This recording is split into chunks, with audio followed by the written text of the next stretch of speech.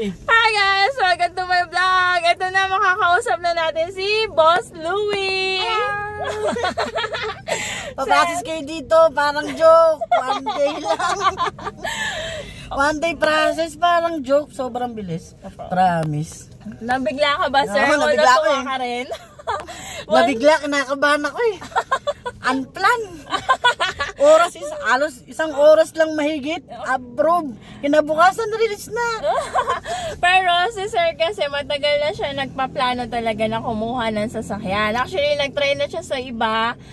Pero ngayon, talagang blessings in disguise. Talagang nagkaroon siya ng approval. Kaya ginrab na agad ni sir. Legit pa. Leilani Mendoza po, your sales consultant.